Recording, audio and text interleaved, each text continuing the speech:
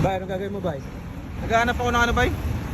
Kung saan ko nilikit ang sticker ko. Bira na natin makita itong motor na ano eh. Oo, grabe yan. Ayan yung ano eh, ayan yung kapatid yan, Bay. Kapatid yan, Bay. Ano nga ba ano? Ayan siya, Bay. Ano tayo ba? Ano ba? Bakante? Okay, Bay. Tirahin mo, Bay. Hanapan natin, Bay. Na-scout na namin to ni ano eh. Si tatay. Nakakatakot kasi dikitan dito ba eh.